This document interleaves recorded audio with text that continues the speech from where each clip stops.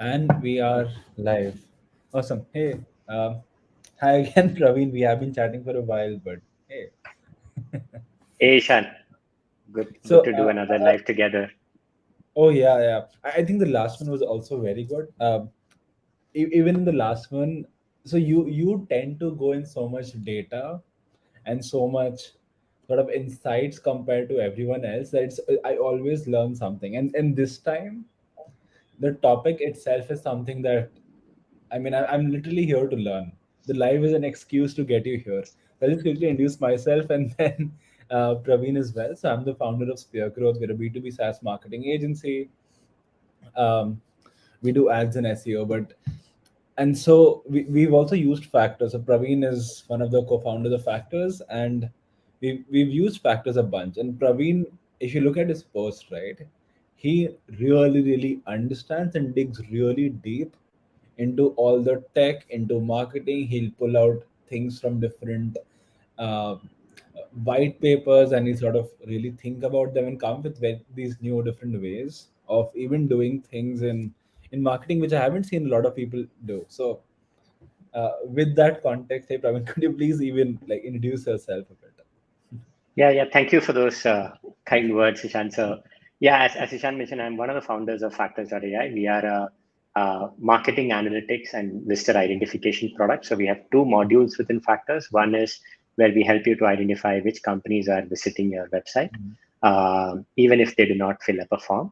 And the second is like a full-fledged analytics and attribution product, which tracks all the way from customers landing on your website, interacting with ads on LinkedIn to pipeline and revenue in your CRM, right? Mhm. Currently work with over 90 B2B and SaaS companies. So I'm fortunate to have a view into how many of these companies kind of operate. Yeah. And I'd say a lot of the sort of content that I put out as well essentially comes from that experience, right? So yeah, that's about us. Factors is it's a team of 40 energetic people, and yeah, excited to be here, Ishan. Awesome.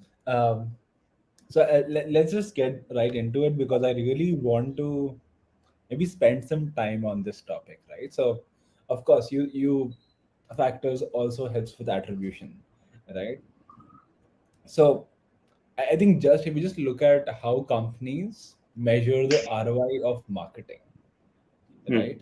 And I've recently been trying to think of, okay, how do people even think, like, not going deep into tactical things, but I, and correct me if I'm wrong, this is, but I think there's three different models broadly that I've seen are popular, right? For example, there are these companies who sell to extreme enterprise accounts, right? And Hmm. I'm overgeneralizing, obviously, but I've seen they sort of like demand capture almost never works or like hardly works when you sort of selling to extreme enterprise 100 200k ACV sort of deals, right? So there I've seen companies sort of move to a more lead gen model and then just do a lot of lead nurture, so they move to this, they just focus on your a lead scoring model essentially, right? Hmm. Then there are companies, large scale companies spending a lot of money, usually very low ACV, and they typically, for example, if they spend money, they'll see an increase in revenue, right? So low sales cycles. So there, I think they move to something which is more of, and I think is closer to traditional or feels closer to traditional to me. It's like the MMM, the marketing mix modeling thing, right? Where people are looking at, hey, we spent money, see, there's a spike here, so there's a correlation, but fancier. And then the third way, which I think is most popular on LinkedIn for, and that the way we use for all of our clients, and also what I think you enable is the attribution model, right? And that's what. So of course, there's attribution in other places as well, but then in attribution, there's this different people use different attribution models. There's like comparing between models. Some people say that, hey, these channels can be attributed, these channels cannot be attributed. There's a lot of obviously variations, but then the third set of companies tend to go towards attribution. And the attribution companies, as I'm sort of classifying them, tend to sort of look at, hey, pipeline or MQLs, SQLs pipeline, and yeah, I'll get to that. But there's different ways. I think people said, hey, this pipeline Hmm. goes to this marketing channel. So first, like, just yeah, like I just pause there and like take your thoughts on that. Like, Yeah. how do you think about it? Yeah, so I think about this slightly differently in terms of how marketing measurement itself should be sort of set up, right? So I think marketing measurement, there are two distinct sort of use cases for marketing measurement, Mhm. and I'll just give like a visual view of how I think about this, right? So imagine one is a meeting between a CMO and the other CXOs in the company, right? Like your CRO, your CFO, and others, right? Now, in that meeting, what you're going to discuss in terms of what is marketing's performance is going to be, things around, hey, for the entire investment that we are making in marketing in terms of budgets, people, technology, etc. What is the like? Are we able to kind of say with confidence that we are getting like the outcome that we want, right? So it would not, and so that would be like one side of the discussion. Another side of the discussion would be, are we focusing our efforts on the right segments of accounts which work well for the company? How is our sort of brand building efforts kind of working out? Mentions on social media, all of those things, right? So relatively a very strategic sort of discussion in terms of the role that marketing is playing along with other functions for the overall company objective, right? Now, fast forward from that meeting, and let's say the CMO then goes into like a marketing monthly meeting with his direct reports, right? Who are doing digital marketing, field events, etc. Right? Now, there the discussion is going to be slightly more nuanced in terms of saying, okay, I went to the first meeting, I was able to kind of make that case to say this is the amount of budget that marketing has. And now we have a portfolio allocation problem saying, hey, I have so much budget. Now we need to figure out what to do, right? And that is where the entire channel tactic, which channels do we invest in, etc., kind of come into the picture, right? Now, so there again, there is notions of which are the channels which are most profitable, but then there are also other considerations, like for example, maybe a channel like maybe a specific channel. I'm just taking an example here, like a webinar is not like a great channel in the rest of the world, but you're entering a new market segment, let's say like Middle East or something like that, and webinar works well there. You're not going to be looking at pure profitable numbers. You're going to say, hey, I got to still do something for that segment, right? So the considerations in terms of channels tactics will be profitability as well as some minimum requirements that you've already agreed with the sales team to say, for this segment I'm going to do these activities, and that is the sort of discussion that you would have in the marketing team meeting, right?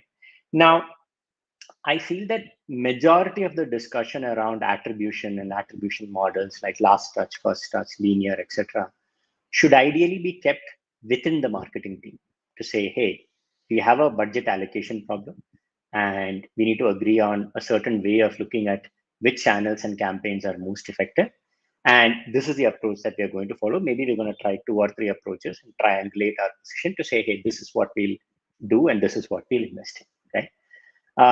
In the first meeting, which is the CXO meeting, you're essentially going to be looking at, and that is where the business model question that you brought up also comes in. Like, if you're a pure 100% inbound company, right? Like all of your revenue comes inbound, and you don't do any sort of outbound sort of efforts at all. Then it is a more measurable sort of a situation because you can look at like lead volumes and then kind of do that.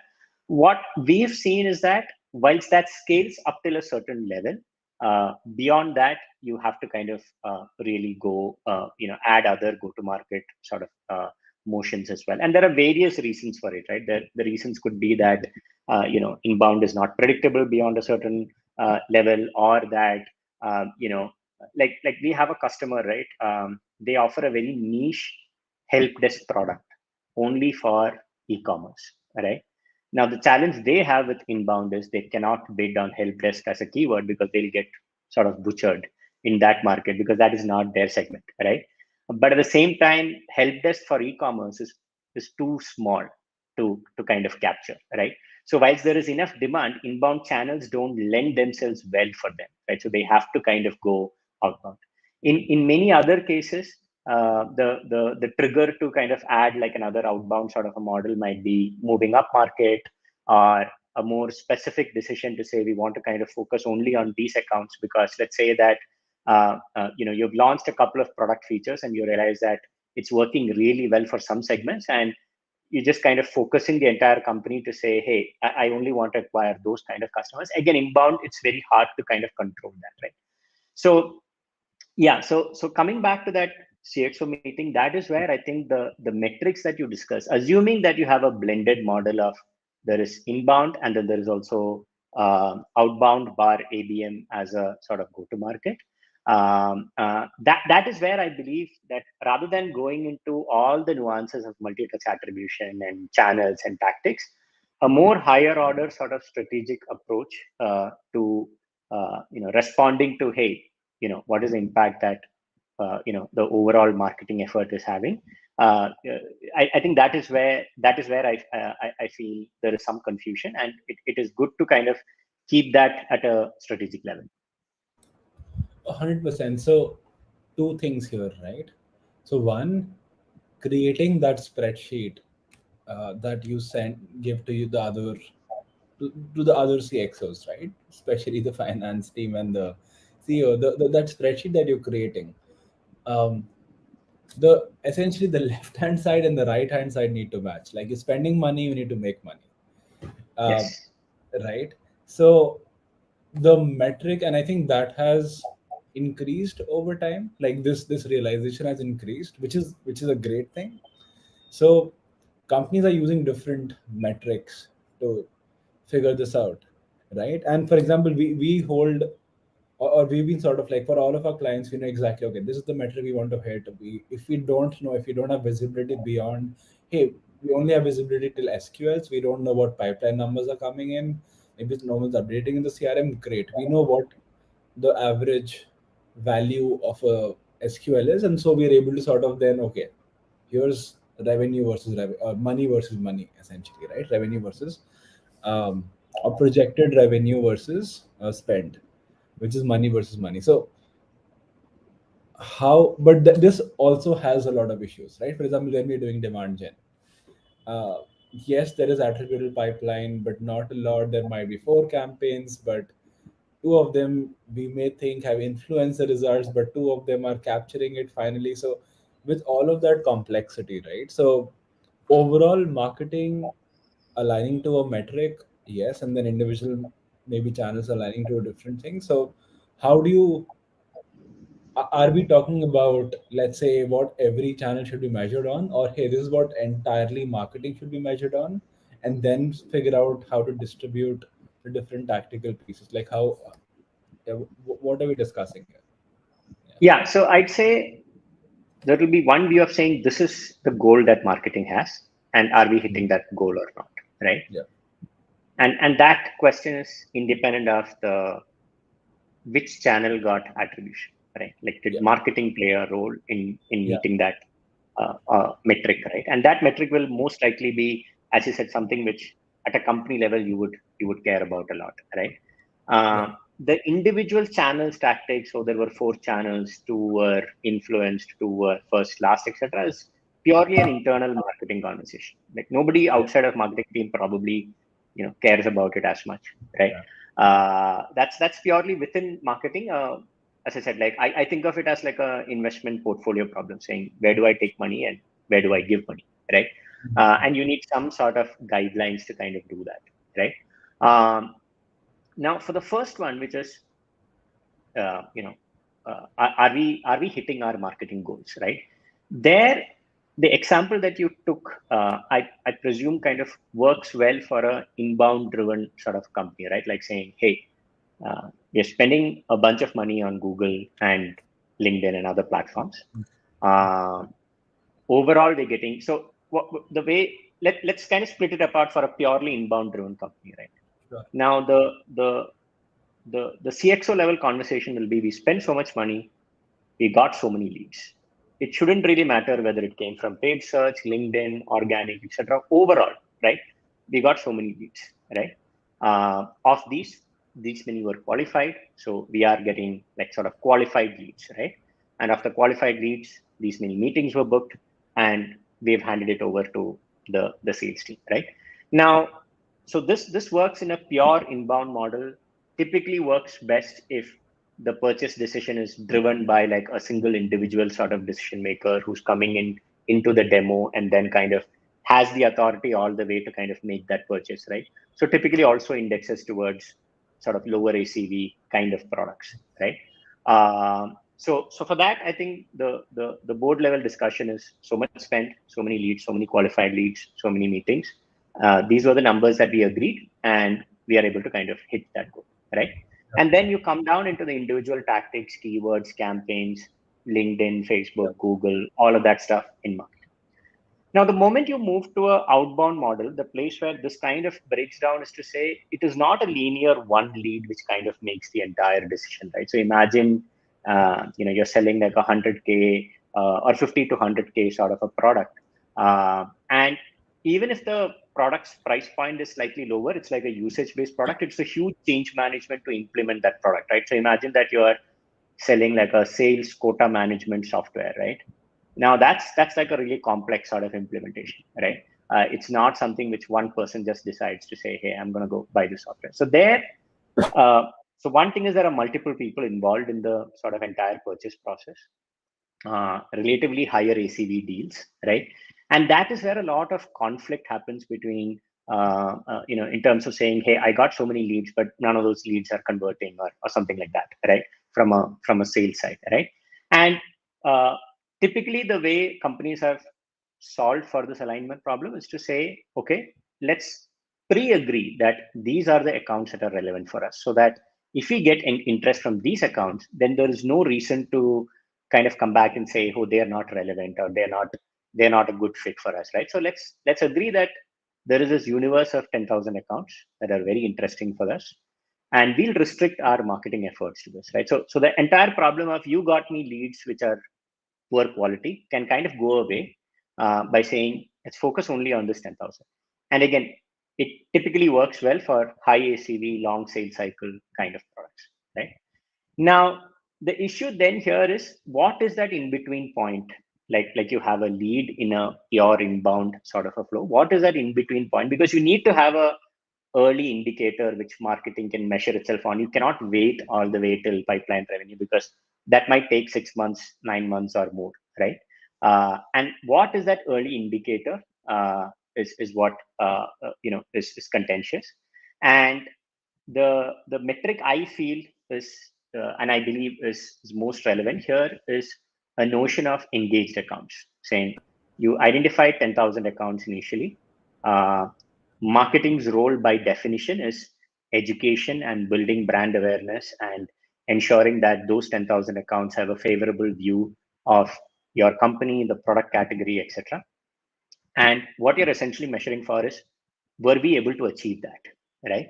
And so you can define, actually, let me pause here and see before we go Yeah. into So a details. couple of questions here, right? So one, in a lot of companies that we work with, the pipeline gets the pipeline number or an estimated pipeline number, which is almost never accurate, but a decent estimate gets added maybe after the third sales call, or like maybe not the sales call. If like an SDR speaks, the first sales call happens, and then that's where the first pipeline number gets added. So that's like a delay of a week, 2 weeks Hmm. maybe, right? So in those cases, would pipeline not suffice? Essentially, is like first question. Yeah, so I feel that even pipeline in case of many companies is going to be a lagging indicator, in for the effort that you put in before, right? So the pipeline that is um, so the way I look at like a metric that you can define and hold, uh, hold as a North Star is it's a metric that you can influence as well, right? So, for example, engagement as a metric is something which you can influence by running marketing campaigns, right? Doing some specific tactics, right? So, going back to that example that I took of saying 10,000 accounts, now the implicit assumption is if you drive a lot of engagement within those accounts and drive a lot of education within those accounts, they will naturally have a favorable opinion of your product. And if your product holds up and your rest of the sales process kind of holds up, that should naturally result in pipeline. Yeah, no, I've seen this. I've seen this. So a lot of your ABM platforms, right? Whenever you've sort of implemented a full, your six senses and all, and everyone else of those, right? Demand base, all of those. I think they sort of follow a similar model, right? Hmm. There, it has often become a data problem. At least when I've seen it, right? That hey, maybe like hey, how many of these companies have you engaged?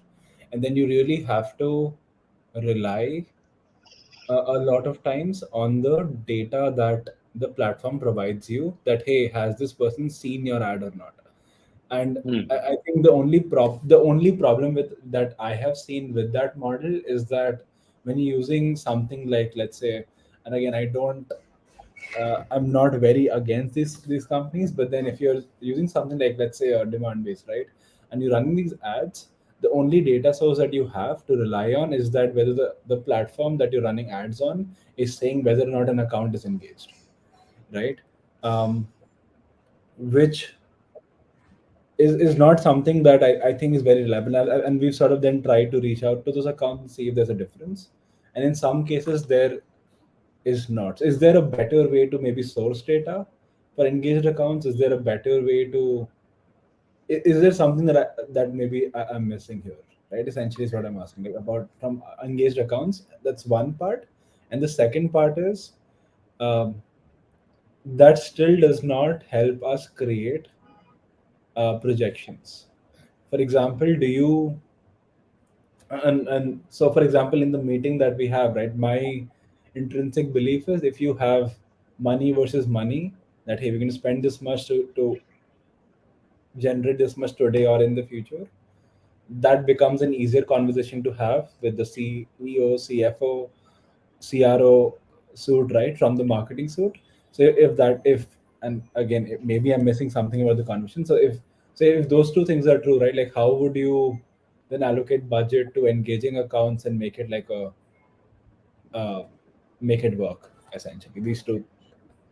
Yeah. So I'll take the first question, which is the whole church versus state problem, right? Saying, you know, I I'm telling you these accounts are engaged, so you just got to believe me, and you're spending money through me in terms of.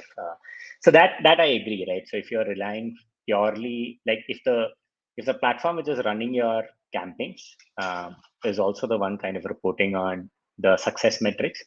Uh, Obviously that doesn't inspire a lot of trust in many situations, right? So to that extent, I think building that capability sort of separately, like to say, hey, the platform where I run ads and flight my campaigns is separate from the one where I actually measure and monitor, would be one good way to do it, right? So for example, I think some of these metrics are hard to measure outside of the specific platform where you're running ads. Like for example, saw an ad, right? That's very hard to kind of, nobody else can report on it unless the specific platform has APIs and stuff like that, like LinkedIn has. Other than that, right? But some of the other things, like okay, fine, is someone visiting the website, that's kind of easy to measure independently, right? So that way you can bring in like a independent view to say, okay, you're saying you served, I mean, let's take ABM platform one, you said you served ads to like these 1,000 companies. How is it that when I look at a visitor identification sort of software, I don't see any of those 1,000 companies visiting my website, right? So there seems to be something kind of missing over there, right?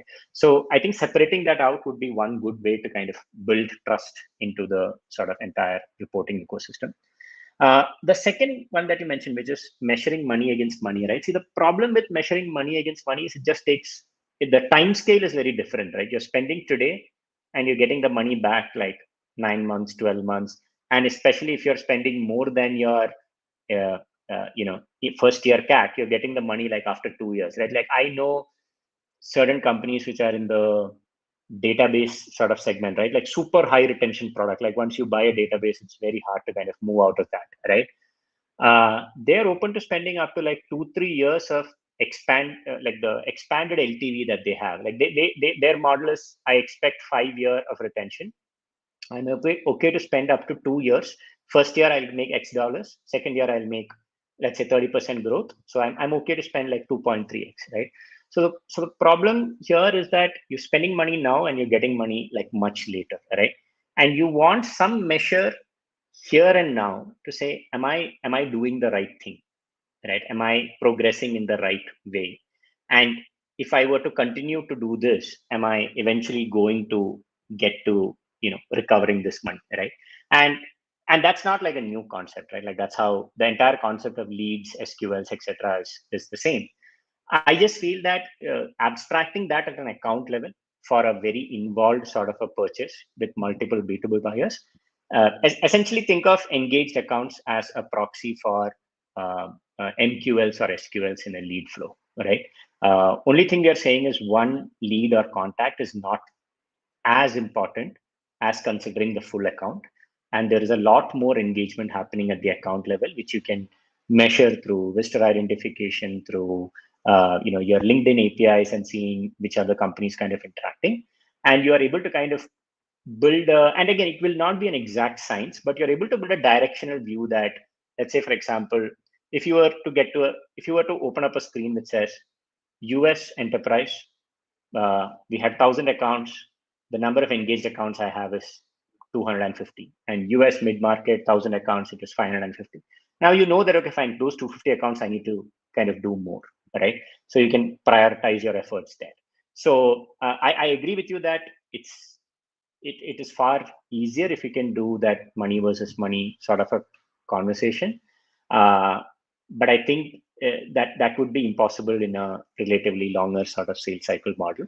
And and that kind of brings us to, and maybe this is where, Ishan, I'd love to hear from you, like the clients that you work with, especially the ones which have a slightly longer ACV, high enterprise sort of a model, without getting into the channels and tactics, in terms of just looking at marketing teams impact, are they looking at sourced revenue, influenced revenue, one of those sort of views? So I've seen. So just to sort of clarify, we work on two channels and two channels only, right? So we Hmm. work on ads and SEO. So we don't have, and we have an influence on, for example, what the overall strategy would be, but it's driven by someone else. We work with companies who have a marketing leadership team in place. So companies have set it up in different ways. So we don't have like a prescribed way that everyone does it. Every company Hmm. has their own leader. They have a preferred way and they sort of set it up. So the way we've seen it happen, my least favorite would be, hey, last touch attribution and that's it, right? Hmm. Uh, but that is very common, right? Where it's So a last touch attribution would be just before the opportunity was created. What when was they're in the market, yeah, okay? essentially just so Yeah. do everything in market. Like that is the directive that it sort of only target accounts that are in market becomes the directive when that is your KPI, Hmm. which means Hmm. even if you're trying to do use a channel which is more demand gen focused, you still have to sort of use intent data, use a very last touch, try and sort of get that last touch in sort of thing, or at least sort of show that okay, we got this, and then, or for example, show an influence on the reply rates of your sales team, right? So to Hmm. sort of, if you're doing demand gen, then our KPI for demand gen becomes, hey, the account list that we, and so we share an account list with the sales team, the companies that have engaged with us, is there a difference, is there a delta between what we see when they're engaged versus they're not engaged, or would did pe- did they come back to us within like a 4, or we have to show pipeline within 4 to 5 months, essentially. Hmm. That impact, right? So it's like those are the two things that happen.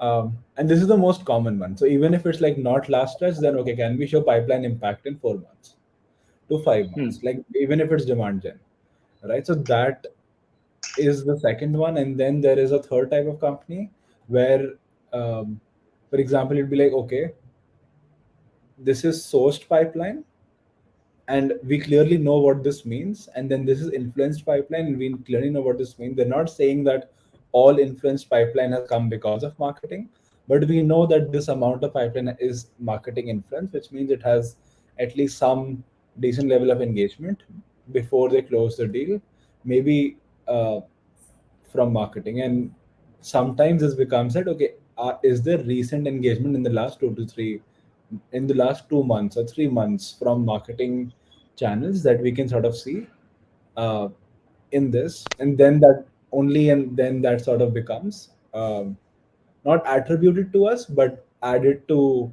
marketing engaged or marketing influenced pipelines, and then there is a marketing source pipeline. So that those are the different sort of Hmm. ways. Obviously, I've missed a few.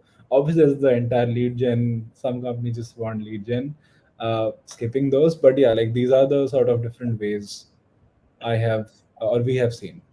And then if it's a pure like very high demand market, then it's just like, hey, just run a bunch of demands and it's scaled to a point where it's so profitable, and then it just cannot scale anymore. So then they just add additional budget more as an experiment till they figure out how to measure it. So it's just like, hey, let's run it for 6 months and figure out how to even understand the ROI. But we're getting so much ROI from other places, so it just becomes that, hey, let's spend 20% on demand gen, but not Hmm. expect anything out of it.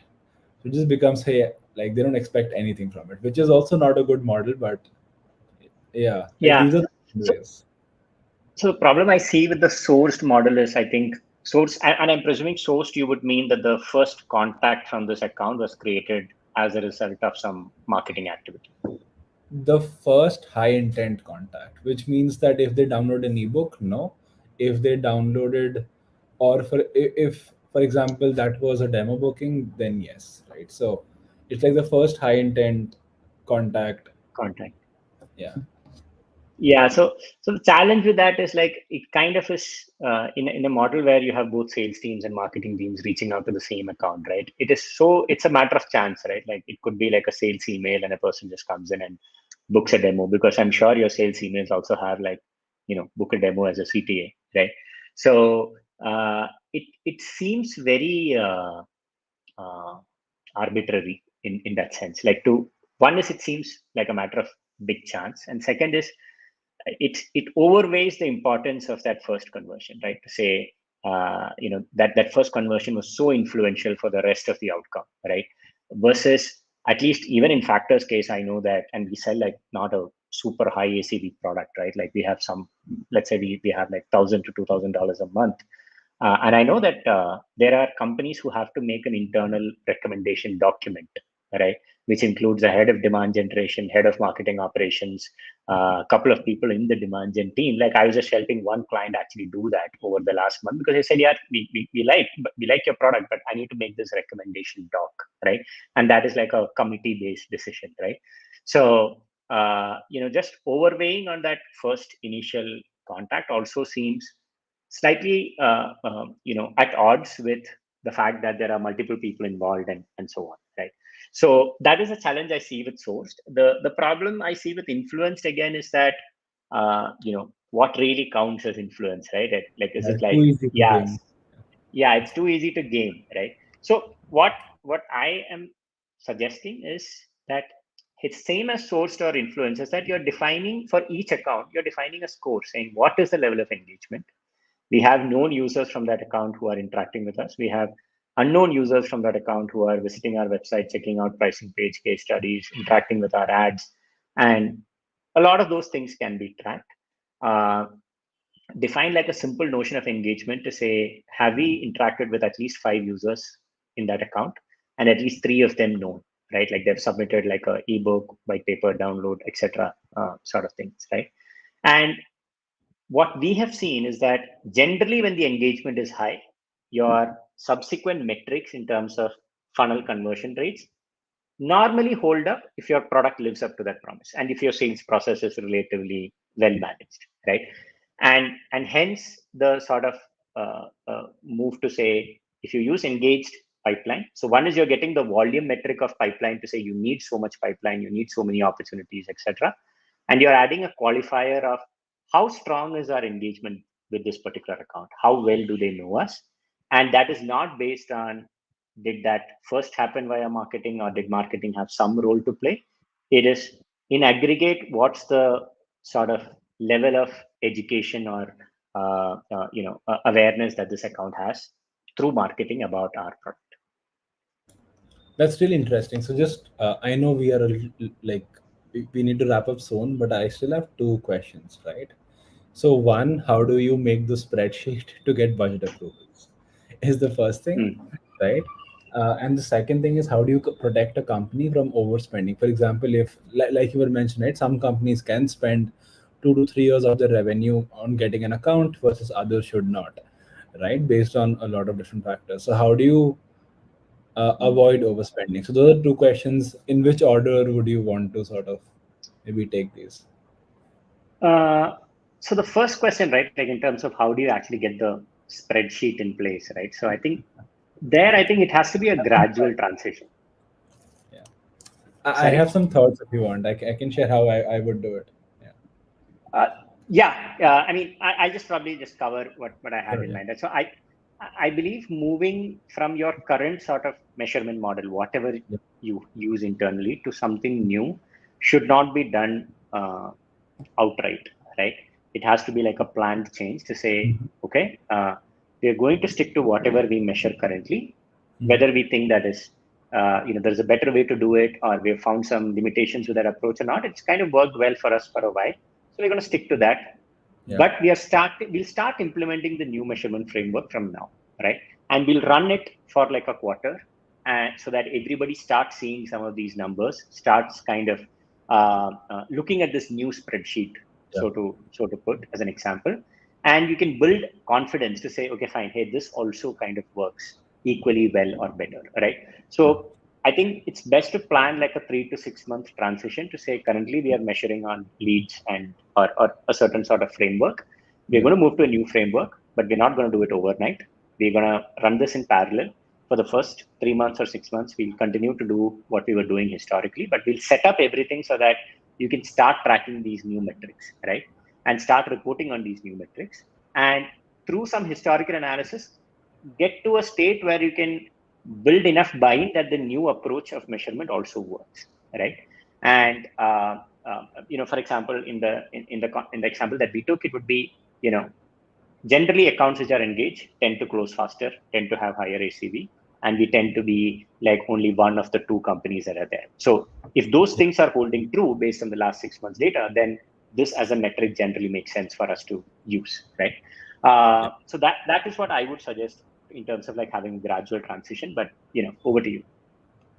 Oh yeah, definitely. So I, I I think this is interesting because, for example, the gradual transition helps with a lot of different things. So one, you get to sort of, let's say if you're doing this beta or the sort of Hmm. the initial test with, let's say, 100 accounts, right? 100 larger companies. So, or whatever the size is, right? Like a smaller subset of, depending on the number of people per account, whatever, right? Whatever is the subset, then you get to see that, hey, so maybe in the next 6 months, 25% or 30% of them would cross a stage where they could have taken or they could have been in market. Not that they will be in market for a product, but there's usually buying cycles where you can be in market in this times which is cannot, right? Uh, so they could have been in market. So I think even for those, and you're able to close, let's say, a percentage of those. So if you're able to see that, hey, engagement level to close, and then sort of you're able to estimate that, hey, we like see this, like we're able to sort of show it, then you can even build like just a money to money model essentially, which I always keep talking about. That, hey, like for example, you can just make that model again because, hey, you have engaged pipeline, then you have percentage closed, uh, as an assumption, and then you have average deal size. So you can still sort of build that out, and this might allow you to sort of just do quote unquote better marketing. So yeah, this works essentially, and this would also maybe solve for the other problem. How do you make sure you're not overspending on marketing essentially.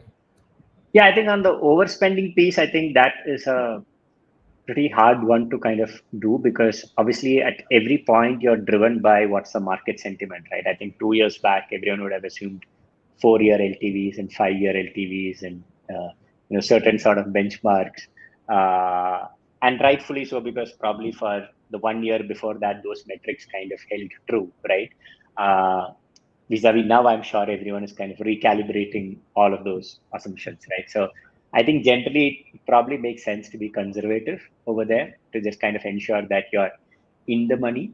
Uh, at least what I follow for our marketing is that we slightly are aggressive in terms of we are okay with even if it is not like the numbers are not fully holding up, purely because I believe there's a lot of spillover effect from marketing in terms of branding and other things, as well as like just outbound efficiencies. A lot of like spillover effects from marketing Yeah, which happens, which you cannot kind of bring down to like a number, right? So I of course. personally am comfortable with a slightly more, let's say for example, if my CAC is so much, I'm okay if we go above CAC, because I think the benefit of like a good Yeah. marketing plan is beyond just that at our stage at least.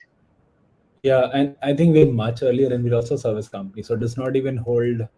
But a lot of the things, the way we do it is we just have like, hey, if you want to grow aggressively, if you want to in a normal time where we don't want to go too aggressive, don't want to grow accounts too aggressive, we just have like a percentage of revenue that hey, 10% goes into marketing. We make sure Mm, all the platform level or all the channel level metrics are perfect. For example, if we're doing a comedy thing soon, will be fun. We're doing a couple of other videos. We've just hired someone for partnerships. So all of that's like okay, 10% of all revenue goes to marketing. When you want to grow more aggressively, 6 months later, great. So just increase it to like 15-20%, and then just don't waste it. But like mm. that's how we just sort of allocate budget as of today, which is obviously not a normal SaaS model. But yeah, this is our like service model budget allocation, which is I think interesting also. Yeah. Yeah, yeah, of course. I mean, it is the model of you spend what you earned, right? Vis-a-vis the the the SaaS model is more around you spend. You're seeing that entire marketing as more like a equity long-term investment, right? Not like from your immediate short term. Yeah, I agree that even within SaaS, I think probably that time of we have a million in revenue, but you're going to spend 10 million in marketing is kind of gone. But yeah, it's probably not as restricted as Yeah. the services business model. Yeah, yeah. Also, this helps a lot. I, I think to me, like just sort of being able to sort of map out that okay, how are we doing? The one thing I forgot to ask is what are the data sources you would use for this? That's the last question. Yeah, so I think so from a so the data sources that are easiest to kind of pull is obviously your LinkedIn data is very easy to pull at a company level, right? So you can see if you're spending money on LinkedIn, have people seen the ad, clicked on the ad, available at a domain level, Mhm. subsequently someone has moved to like pipeline. I'm Yeah. sure that analysis can be done even today. Maybe people would have to do it in Excel sheets, like an automated solution like Factors Yeah. would kind of help you do that Of course. seamlessly. Then for everything else that you're doing, right, like all your other marketing investments, like let's say the comedy program that you're running, or you have a podcast or a LinkedIn Live or any other word of mouth, all of those Yeah. things, um, I collapse that into identifying people who come to the website, essentially because the outcome of all of that is people will land on your website, right? Right. So if you have a very good visitor identification solution to say, hey, these Yeah. are the companies visiting your website, that kind of captures the impact of all the non-measurable sort of parts of marketing that you have, right? Yeah. And so that is the visitor identification piece. Third is all your marketing automation campaigns like your ebooks and webinars and all of those things, which are also kind of to the extent that they are tracked with campaigns in Salesforce, you can kind of track that Yeah. as well, right? If you have Awesome. these three data sets and then you also have opportunities at a domain level, I think this can be kind of built out. Yeah, and you can also, if you have second and third party data, you can test tying it in and seeing if that made sense for you. Yeah. Yeah, I mean, I'd say that is like an advanced sort of a game. Like if you want to kind of say add G2 crowd data, trust storage data, I think to start with, I think if let's say you're spending money on LinkedIn and you want to look at impact of pipeline, just LinkedIn and your CRM is fine, right?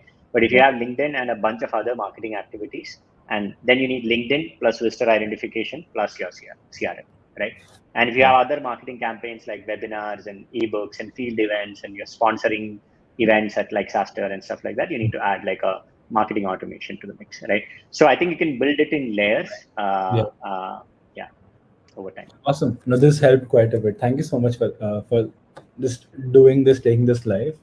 It was helpful to me to sort of just look at how you are thinking about things and the kind of things that you are measuring. And uh, yeah, that was very helpful to me personally. Yeah. Thanks, Ishan, and I hope it was, it was a good chat. So let's continue this discussion some other time. Oh, yeah, definitely. Thanks, Praveen. Yeah. Bye. All right, see you.